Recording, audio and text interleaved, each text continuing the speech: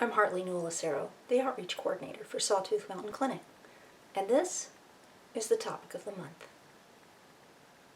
July's topic is racism. Now there's a lot of ways that we can think about racism, and one of them is as a contagion that has weakened our society and created an ongoing public health crisis. Good health seems pretty simple in some ways. If you eat a nutritious diet, if you get enough rest and enough physical activity, if you don't use commercial tobacco, if you have people in your life that love and support you, that you care for back. But all of the decisions around those health essentials, none of them are made in a vacuum. All of our choices are impacted by the social, the economic, the political, and environmental factors that surround us all the time. Our decisions then are influenced by what we call the social determinants of health. So the social determinants of health are the conditions into which people are born, the conditions that they grow up in, that they live in, that they work in, and that they age in. They include things like my neighborhood and my town. Can I find sturdy, safe, affordable housing? Are the grocery stores close enough that I can get to easily? And do they have a wide variety of healthy foods? Is the tap water that I drink clean? Is the air that I breathe unpolluted? Is it safe for me to be outside? Also, there's my income as a determinant. Can I find a job that pays a living wage? Is that job safe? Can I afford stable housing and healthy food?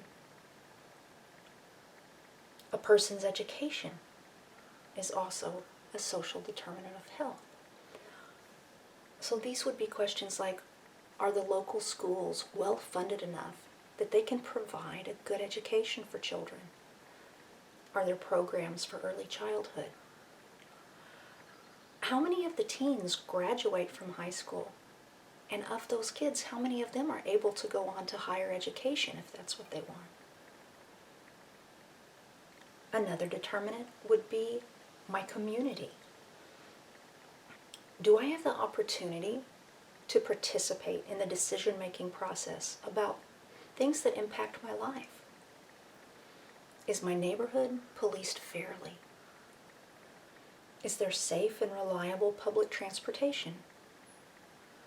Are there strong and supportive connections between community groups, religious groups, law enforcement, business, and government? And another determinant is health and healthcare. These questions would be things like, do I have access to competent and caring primary care providers? And if so, can I afford to see them? And can I afford to get any medication I might need? Are there opportunities for me to learn about my health and how to take good care of myself? And if so, will my environment enable me to act upon what I learn?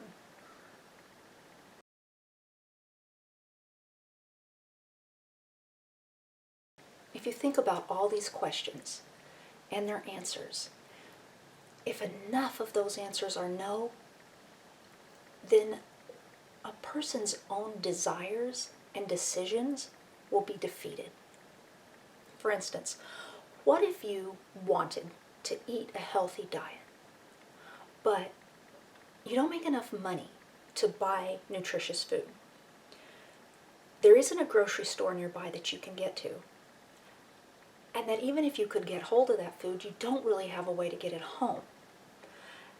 Once you got it home, you don't know how to prepare it, or you don't have the tools that you need to cook it, or you don't even have a place to store it. All of those things would be barriers that could blockade you from your ability to do this healthy thing that you want to do. Now, racism is the foundation upon which these kind of inequities is built. Policies were written that codified beliefs about who should have access to what.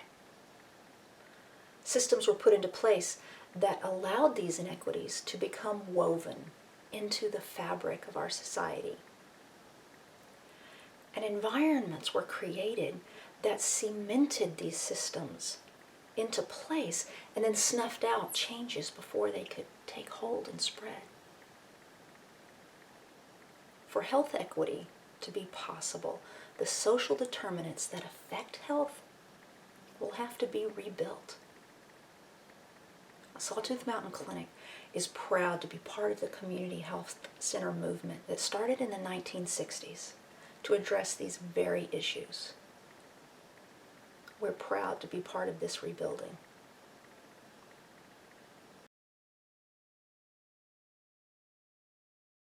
So we're going to have to come to terms with racism.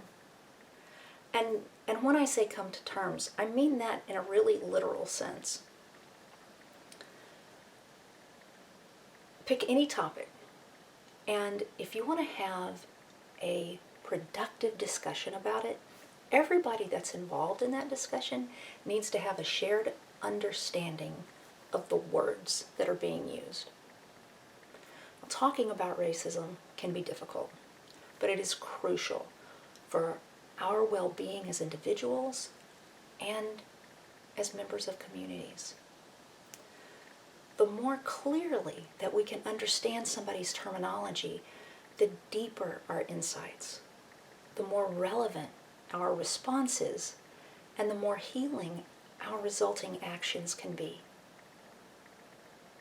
So I've gathered together some definitions of terms that maybe you know, maybe you don't, but as we have this conversation, you'll be hearing these words more and more.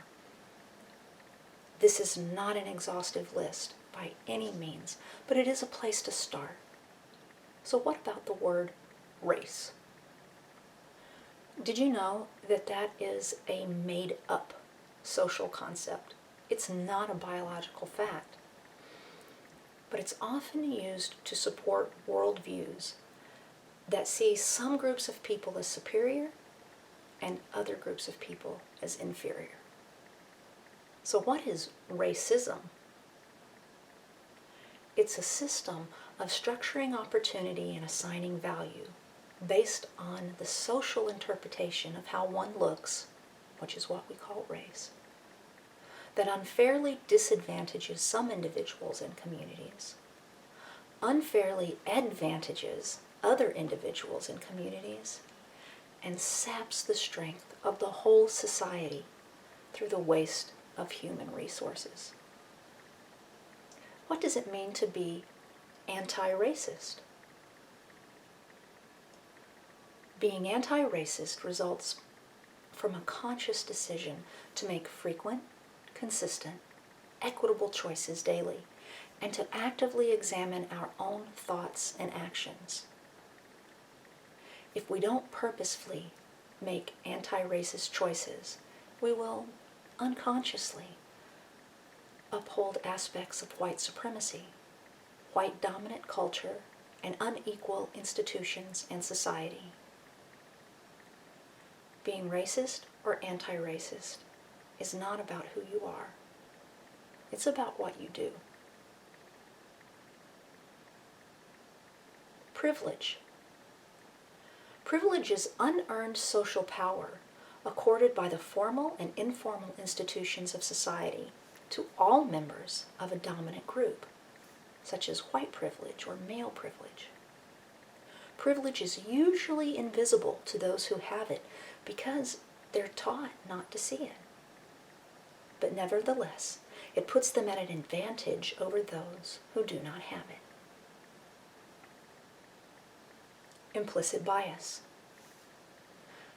This is negative associations that people unknowingly hold. They're expressed automatically, usually with no conscious awareness, and influence the way that we treat other people, often with unintended discriminatory outcomes. Colonization. The process of occupying someone else's territory and then forcing upon all people one's own systems of law, government, education, religion, and other ways of living. Decolonization. A regenerative resurgence of indigenous thought, development, sovereignty, life, communities, peoples, and land. Microaggression. The everyday verbal, nonverbal, and environmental slights, snubs, or insults, whether intentional or unintentional, which communicate hostile, derogatory, or negative messages to target persons based solely upon their marginalized group membership. For example, this would be telling a person of color, "Wow, you speak English very well." Intersectionality. This is the interactive effects of various forms of discrimination and disempowerment. It looks at the way that racism can interact with patriarchy, heterosexism, ableism, classism, xenophobia. Seeing that the overlapping vulnerabilities create unique challenges.